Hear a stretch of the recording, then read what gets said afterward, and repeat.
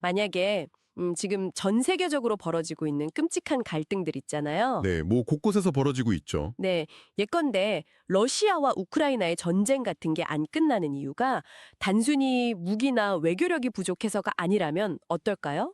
무기가 아니라면 어떤 이유? 그러니까 인류 전체의 그 의식 진화 지도라는 게 고장났기 때문이라면 진짜 좀 충격적이지 않나요? 의식 진화제도요? 확실히 일반적인 접근은 아니네요. 네네. 보통 우리가 누군가의 사회적 계급이나 위치를 이야기할 때면 당연히 통장 잔고가 얼마인지. 그렇죠. 아니면 명함에 적힌 직함이 뭔지. 맞아요. 그런 아주 명확하고 눈에 보이는 기준들을 찾기 마련이잖아요. 사실 그게 제일 직관적이니까요. 근데 오늘 우리가 다룰 자료들은 그런 얄팍한 계급 측정기를 완전히 막 박살내버립니다. 네, 완전히 새로운 렌즈를 제시하죠. 네, 그래서 지금 듣고 계신 여러분, 오늘 우리는 돈이나 권력이 아니라 인간의 의식 수준과 사회적 역할에 따라 세상을 완전히 새롭게 해석해 볼 겁니다. 맞습니다. 오늘 우리가 깊게 분석해볼 자료는 현대사회의 복잡한 현상들을 상층, 중층, 하층이라는 의식의 급수, 급수요. 네, 즉 레벨 체계로 해부를 하고 있거든요. 상중하 레벨이라? 네, 이게 단순히 철학적인 뜬구름 잡는 소리가 아니라는 게 중요합니다. 그럼 현실적인 얘기라는 건가요? 그렇죠. 다가오는 2026년이라는 거대한 시대적 변곡점을 앞두고 이 세 가지 급수가 서로 어떻게 상생해야 하는지, 아, 2026년이요. 네, 그리고 지금 꽉 막힌 전 세계적인 갈등을 풀어낼 현실적인 출구 전략이 무엇인지까지 연결되는 아주 치밀하고 거대한 세계관입니다. 와, 출구 전략까지. 자, 그럼 가장 논쟁적일 수 있는 부분부터 바로 막 치고 들어가 보죠. 좋습니다. 자료를 보면 인간계뿐만 아니라 신계에도 이 급수가 존재한다고 하는데요. 총 10개의 급수로 나뉜다고 되어 있더라고요. 네, 맞습니다. 10등급이죠. 근데 잠깐만요. 21세기에 사람을 상중하 10등급으로 나눈다고요? 네, 조금 거부감이 들 수도 있죠. 솔직히 너무 시대착오적인 계급론 아닌가요, 이거? 과거 신분제나 돈으로 사람 나누는 거랑 대체 뭐가 다른 건지 듣는 분들은 꽤 반발심이 생길 수도 있을 것 같거든요. 충분히 가질 수 있는 의문입니다. 당연한 반응이에요. 그렇죠. 하지만 이 자료가 말하는 급수의 핵심은 그 지배와 피지배의 계급이 아니에요. 지배가 아니다? 그럼요. 사회적 역할 그리고 책임의 분배를 말하는 겁니다. 구조를 자세히 보면 상층의 3계급수, 중층의 3계급수, 하층의 4계급수로 나뉘거든요. 네네. 여기서 상층 급수는 사회가 나아갈 방향을 기획하고 이끄는 지도력을 발휘하는 위치인 거고요. 아, 방향을 제시하는 쪽이 상층이군요. 맞습니다. 그리고 중층 급수는 그 기획이 현실에서 작동할 수 있도록 뒤에서 든든하게 뒷받침하고 조율하는 역할입니다. 그럼 하층은요? 하층 급수는 실무 현장에서 직접 땀 흘리면서 이제 함께 일하고 보조하는 실행의 영역인 거죠. 아, 경제력의 많고 적음이 아니라 네, 사회라는 거대한 유기체로 굴러가게 만드는 톱니바퀴의 크기와 위치가 다르다는 뜻으로 이해하시면 됩니다. 역할의 차이다. 듣다 보니 이거 마치 거대한 기업의 조직도 같다는 생각도 딱 드는데요. 오, 아주 적절한 비유네요. 회사의 임원진이 상층, 중간 관리자가 중층, 현장 실무자가 하층인 셈이잖아요. 네네, 정확합니다. 그렇다면 제가 이런 현실적인 질문을 한번 던져볼게요. 네, 해보시죠. 제가 만약 지금 하층 실무자인데 밤낮 없이 일해서 능력을 엄청나게 인정받았어요. 막 성과도 빵빵 터트리고요. 네. 그럼 어느 날 갑자기 상층 임원으로 곧바로 뿅 하고 점프할 수도 있는 건가요? 그게 바로 우리가 흔히 갖는 그 성공에 대한 환상이죠. 환상이요? 안 된다는 건가요? 네, 자료는 단호하게 아니라고 설명합니다. 와, 진짜요? 중층이나 하층에 있는 사람이 단번에 자신의 급수를 건너뛰어서 상층 자체가 될 수는 없다는 겁니다. 오, 현실은 냉혹하네요. 보통은 다들 그 피라미드 꼭대기로 올라가려고 발버둥치며 살지 않습니까? 그렇죠. 다들 위만 보고 달리죠. 위로 못 올라가면 대체 무슨 희망으로 일하나요? 여기서 이제 이 세계관의 진정한 상생의 원리가 작동을 하는데요. 상생의 원리요? 네, 내가 당장 상층으로 신분 상승을 할 수는 없지만 내 자리에서 최고의 실력을 갖추면 상층과 함께 활동하고 파트너로서 살아갈 수는 있다는 겁니다. 아, 상층이 되는 건 아니지만 상층과 파트너가 된다. 맞아요. 그리고 더 흥미로운 건 반대의 경우입니다. 반대요? 상층이 아래로 내려오는 거요? 네, 아무리 태생적으로 상층의 지도자 급수로 태어났거나 아니면 막강한 권력을 쥐었다 하더라도 네네. 세상을 보는 눈이 모자라고 실력을 갖추기 위한 공부를 게을리하면 어떻게 될까요? 어떻게 되는데요?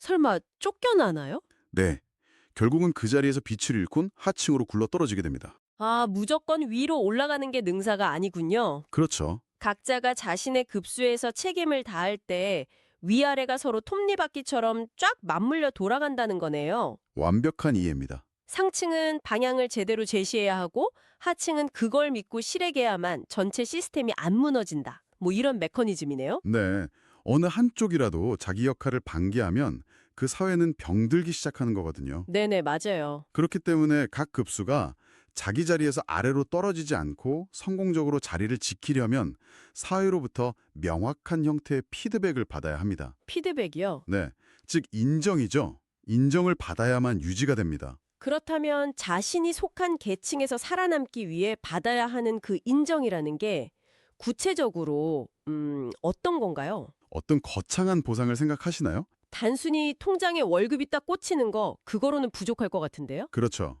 이 대목에서 아주 섬세한 심리적이고 사회적인 보상 체계가 등장을 합니다. 오, 심리적인 보상이요? 네, 각 급수가 빛을 발하기 위해 필요한 에너지의 형태가 다르거든요. 다 다르다. 어떻게 다른데요? 먼저 지식과 실력을 제대로 갖춘 상층 지도자가 제 역할을 완벽히 해낼 때 그들은 대중으로부터 존경을 받습니다. 아, 존경. 자료는 존경받는 사람은 절대 그 자리에서 내려오는 법이 없다고 아주 강하게 못을 받고 있죠. 존경이라 사실 현실에서 관력자나 재벌들을 보면 네네. 돈이랑 힘은 막 쥐고 있어도 대중한테 진정한 존경을 받는 경우는 진짜 드물잖아요. 맞습니다. 무력이나 자본으로 사람을 억누르는 건 존경이 아니니까요. 그렇죠. 두려움이지 그건. 네. 반면에 중층은 어떨까요? 중층은 상층과 하층 사이에서 실무적인 지원을 완벽하게 조율해낼 때 존중을 받습니다. 아, 상층은 존경, 중층은 존중. 네. 동료와 조직으로부터 존중받는 사람 역시 그 자리에서 쉽게 흔들리지 않죠. 그럼 마지막으로 하층은요? 하층은 현장에서 성실하게 자신의 일을 해냄으로써 칭찬을 받으며 살아갑니다. 칭찬이요? 존경, 존중, 칭찬. 네. 이 세 가지가 각 급수의 사람들이 자존감을 잃지 않고 자기 사회적 역할을 수행하게 만드는 일종의 핵심 연료인 셈이죠. 아, 연료라는 표현 딱 좋네요.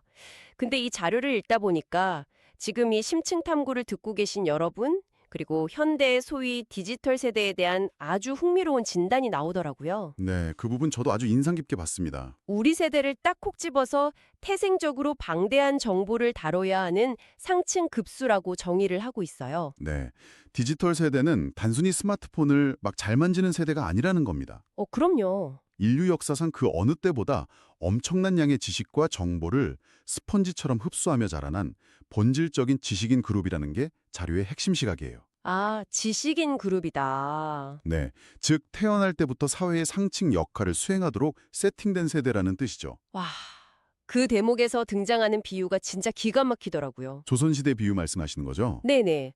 과거 조선시대에 급수가 있던 양반들은 시장에 잠깐 나갈 때도 옷차림을 싹 정돈하고 막 갓을 고쳐 쓰고 나갔잖아요. 그렇죠. 체면이 있으니까. 반면에 평민들은 그런 관리에 상대적으로 덜 신경 썼고요. 근데 오늘날 현대인들, 특히 한국 사람들이 외모나 자기 관리에 엄청나게 집착을 하잖아요. 엄청나죠. 원문 자료는 이게 단순히 인스타그램 같은 SNS 유행 때문이 아니라고 해석을 해요. 그럼 뭐라고 해석하나요? 우리 안에 내재된 상층 급수로서의 본능이 무의식적으로 딱 발현된 거라고요. 와, 아주 예리한 분석이네요. 내면과 외면은 연결되어 있으니까요. 맞아요. 외면을 가꾸려는 강렬한 본능만큼이나 우리는 내면의 지식을 가꾸고 연구해야 한다는 아주 강력한 메시지가 숨어 있는 겁니다. 내면도 갖고라. 네, 지식인으로서, 즉 상층 급수로서 사회의 존중과 존경을 받으며 살아야 할 운명인데 네. 겉모습만 화려하고 내면의 실력을 갖추지 못한다면 결국 사회적 역할을 다하지 못해서 추락하고 만다는 경고이기도 한 거죠. 아, 무섭네요.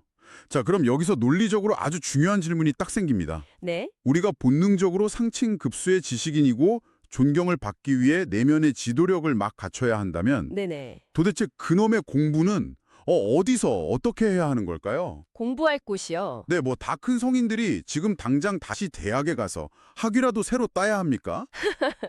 하하, 그런 물리적인 학교를 말하는 게 아닙니다.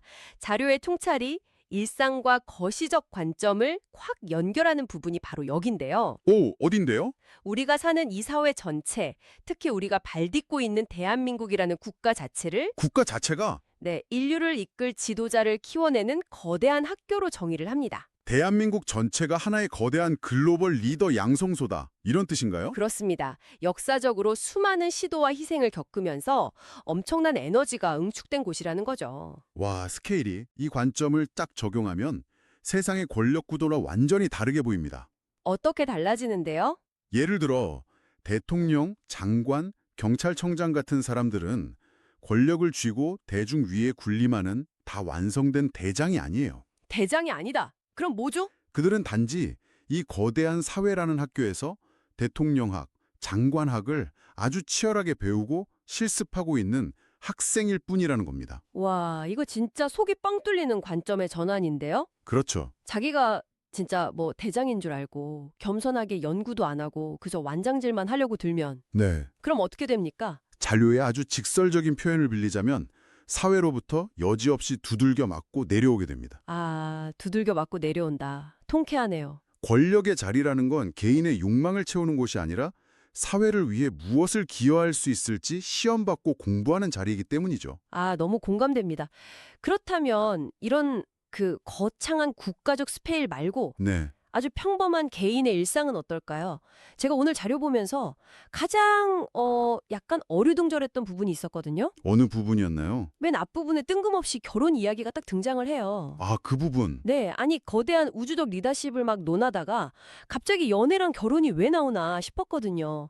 일상적인 결혼도 이 학교에서 수행해야 할 과목 중 하나라는 건가요? 완벽하게 연결되는 아주 핵심 과목입니다. 핵심 과목이요? 네. 과거의 결혼은 지극히 개인적인 생존, 번식, 생활의 안정을 위한 제도였잖아요. 그렇죠. 옛날에는 다 그랬죠. 하지만 의식이 성장한 현대인, 특히 지금 결혼을 망설이는 청년 세대나 아니면 새로운 인연을 찾는 돌싱들에게 네. 결혼은 더 이상 단순한 짝짓기가 아니라는 겁니다. 아, 맞아요. 제 주변만 봐도 젊은 세대들이 그 기성세대의 갈등 가득한 부부 생활, 막 지지고 볶는 거 보면서 네네. 난 저렇게는 안 산다 이러면서 결혼 자체를 아예 거부하는 경우가 진짜 허다하거든요. 바로 그 지점입니다. 기성세대의 실패를 두 눈으로 보았기 때문에 현대의 결혼은 새로운 삶의 방식을 찾아 서로 뜻을 맞추고 뜻을 맞추고 서로 연구하는 파트너십으로 진화해야 한다는 거예요. 연구하는 파트너십이요. 네, 내가 이 사람과 만나서 단순히 밥을 같이 먹는 걸 넘어서서 앞으로 우리 가정을 어떻게 바르게 이끌고 사회에 어떤 가치를 창출할 것인가. 와, 엄청난 미션이네요. 그렇죠. 이것을 두 사람이 함께 의논하고 연구하는 일종의 최소 단위의 학교이자 실습장이 바로 가정이라는 뜻입니다. 아, 가정이 실습장이다. 네, 여기서부터 실패하면 더 큰 사회적 역할도 절대 수행할 수 없다는 논리인 거죠. 아, 그러니까 결국 부부 사이에서 서로를 이해하고 조율하는 연구를 못 해내면 네네. 사회라는 더 큰 학교에서도 리더십을 발휘할 수가 없다 이런 거군요. 모든 게 진짜 다 연결이 되어 있네요. 맞습니다. 아주 촘촘하게 연결이 되어 있죠. 자, 이렇게 우리가 일상부터 국가 단위까지 끊임없이 연구하고 공부해야만 하는 이유, 네. 자료는 그 이유를 코앞으로 다가온 거대한 시대적 변화 때문이라고 아주 명확하게 못을 받고 있습니다. 여기에 2026년이라는 구체적인 시점이 등장하죠. 이 거대한 변곡점이자 세계 질서가 완전히 뒤집어지는 대개혁의 시대로 지목을 합니다. 대개혁의 시대요. 네, 정치, 노동, 종교 같은 내적 시스템뿐만 아니라 미국, 중국, 러시아 등 강대국들이 주도하던 기존의 포맷이 수명을 다하고 근본적으로 붕괴하는 시기라는 거죠. 와, 세계 질서가 붕괴한다. 듣기만 해도 약간 혼란과 갈등이 눈앞에 막 그려지는데요. 엄청난 혼란이 오겠죠. 이 기존 시스템이 무너지는 험난한 개혁의 시대에 우리한테 가장 시급하게 필요한 건 그럼 뭘까요? 자료가 정말 반복해서 강조하는 핵심 키워드가 하나 있습니다. 뭔데요? 바로 출구 전략입니다. 출구 전략이요? 네, 낡은 시스템이 부서지면서 갈등이 터지는 건 불가피한 일이에요. 하지만 그 갈등을 수습하고 모두가 납득하면서 나아갈 수 있는 새로운 길, 새로운 길. 즉 출구를 누군가는 반드시 제시해야만 한다는 겁니다. 아, 이 대목에서 원문 자료가 아주 현실적인 예시를 딱 하나 듭니다. 바로 현재 진행 중인 러시아 우크라이나 전쟁이죠. 네, 아주 대표적인 예시죠. 자, 여러분. 저희는 이 시간에서 철저히 중립을 지키면서 원문 자료가 분석하는 이 갈등의 구조적 메커니즘만을 아주 객관적으로 전달해 드립니다. 네, 정치적 편향은 전혀 없습니다. 네, 자료는 이 전쟁이 무기나 자본이 부족한 게 아닌데도 왜 쉽게 끝나지 못하는지를 출구 전략의 부재라는 관점으로 딱 설명을 해요. 그렇습니다. 어느 쪽이 옳고 그르냐 이런 도덕적 판단은 잠시 내려놓고 네. 그들이 처한 구조적인 딜레마를 한번 들여다보는 겁니다. 어떤 딜레마인가요? 만약에 지금 당장 명확한 명분이나 아니면 양국 국민이 납득할 만한 새로운 시대적 삶의 방식에 대한 합의가 전혀 없이 합의 없이, 네. 그냥 단순히 무작정 총성을 멈추거나 휴전 서명을 딱 해버린다면 어떻게 될까요? 평화가 오지 않을까요? 아니면? 양국의 지도자인 푸틴과 젤렌스키 모두 자국 내에서 아주 치명적인 정치적 위기를 맞게 됩니다. 즉 권력에서 완전히 아웃되는 상황에 직면하게 되죠. 아, 엄청난 피와 희생을 이미 치렀는데. 그렇죠. 미래에 대한 새로운 청사진 없이 그냥 과거로 돌아갈 수는 없기 때문이에요. 아, 자신이 아웃되지 않기 위해서라도 그 수많은 희생을 정당화할 어떤 새로운 포맷이 제시되지 않는 한 네, 기존의 이 전쟁이라는 방식 자체를 놓을 수가 없다는 거군요. 맞습니다. 이거는 배후에서 관여하는 강대국들 역시 뭐 마찬가지일 테고요.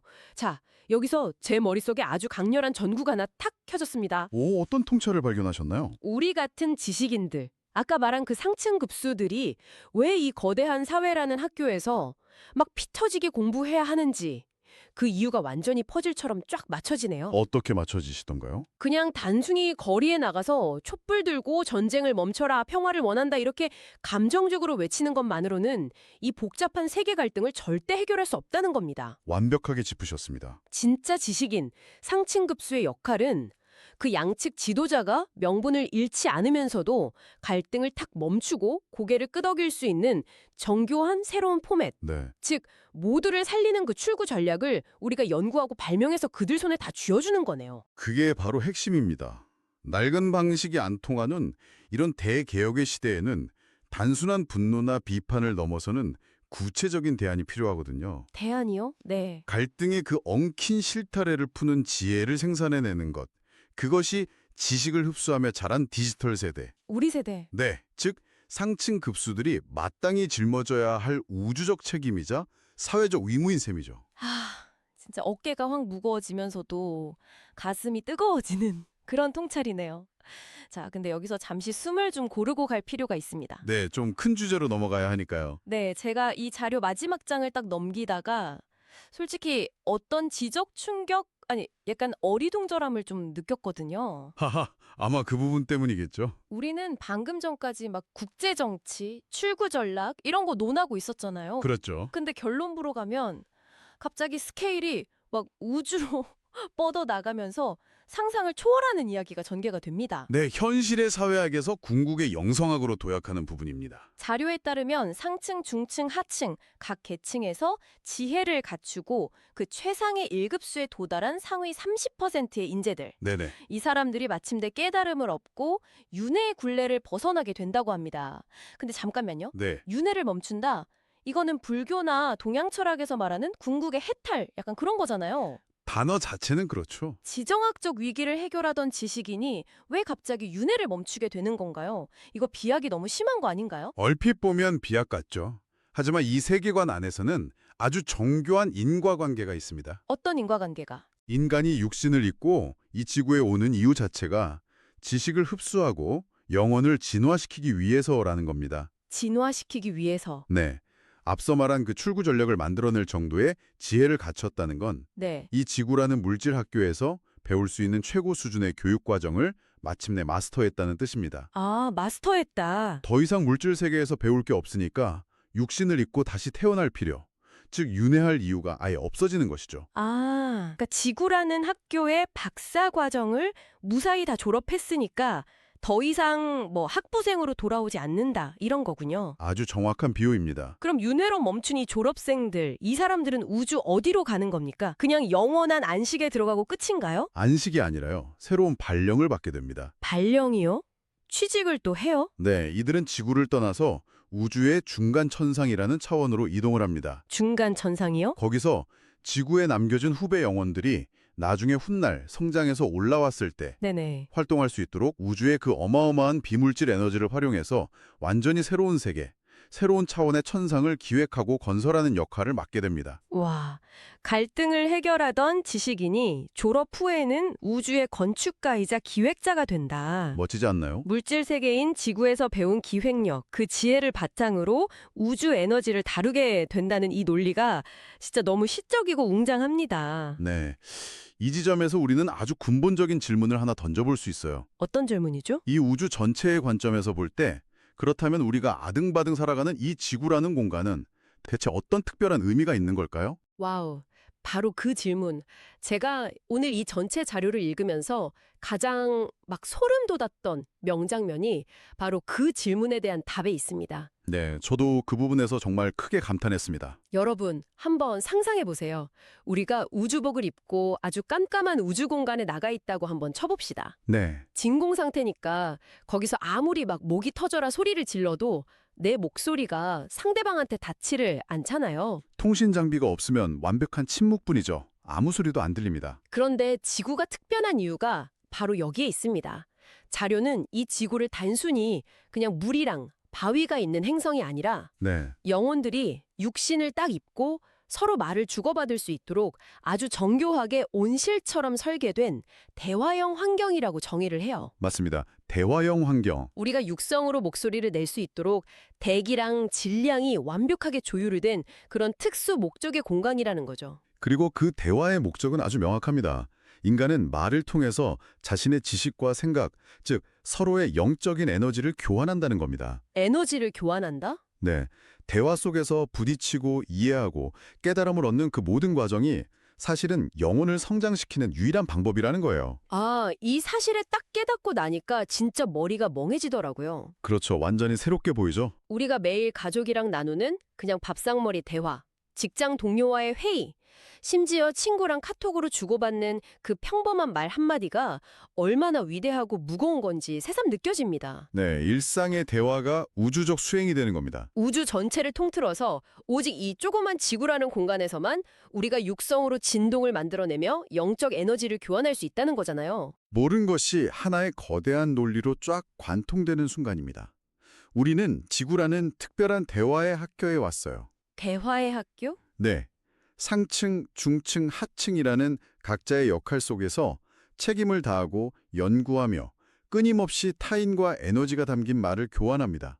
네네. 그 성장의 끝에는 2026년처럼 꽉 막힌 사회 갈등을 풀어낼 출구 전략이라는 열쇠가 있는 거고요. 출구 전략? 궁극적으로는 윤회를 넘어 우주의 새로운 차원을 여는 기획자가 되는 길이 열려 있는 것이죠. 자, 이제 오늘 우리가 나눈 이 깊고 거대한 대화를 슬슬 마무리할 시간입니다.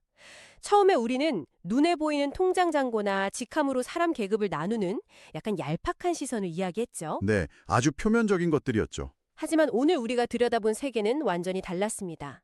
우리는 단순히 돈 벌기 위해 모인 그런 경쟁자가 아니라 네, 의식의 레벨과 역할에 따라서 서로를 이끌고 뒷받침하면서 거대한 톱니바퀴처럼 맞물려 상생해야 하는 파트너라는 거. 맞습니다. 자신이 상층급수의 지식인이라면 그 권력에 취할 게 아니라 세상을 아주 치열하게 연구해야 비로소 존경받을 수 있다는 거. 그리고 가장 중요한 과제 하나를 꼭 마음에 새겨야 합니다. 어떤 거죠? 2026년이라는 거대한 질서의 붕괴 앞에서 단순히 현상을 비판하거나 분노하는 것을 이제는 멈춰야 합니다. 네, 분노를 넘어서야죠. 모두가 공감하고 새로운 시대적 명분으로 삼을 수 있는 그 출구 전략을 치열하게 고민하는 것. 그것이 바로 이 거대한 지구학교에 입학한 우리 지식인들의 최우선 과제일 것입니다. 맞습니다. 오늘 이 시간을 끝까지 함께해 주신 여러분 역시 이 웅장한 지구학교에서 지혜를 모으고 있는 너무나 소중한 학생이자 지식인 중 한 명입니다. 네, 모두가 훌륭한 연구자들입니다. 자, 오늘 대화의 문을 닫으면서 여러분의 일상에 작은 파문을 일으킬 질문을 하나 딱 던지고 싶습니다. 네, 이 우주 전체에서 오직 지구만이 영적 에너지를 교환하기 위해 정교하게 설계된 유일한 대화의 장이라면 네. 오늘 하루 여러분은 누구와 어떤 에너지를 주고받는 대화를 나누시겠습니까? 아주 의미 있는 질문이네요. 비판하고 깎아내리는 차가운 말 대신에요. 누군가를 이해하고 보듬는 당신의 그 따뜻하고 깊이 있는 지혜 한마디. 어쩌면 그 무심코 내뱉은 한마디가 끝없는 갈등에 빠진 우리 사회를 구원할 가장 위대한 출구 전략의 첫걸음일지도 모릅니다. 정말 그렇습니다. 당신의 입술에서 시작될 그 놀라운 에너지 교환을 기대하면서 오늘의 심층 탐구는 여기서 마칩니다.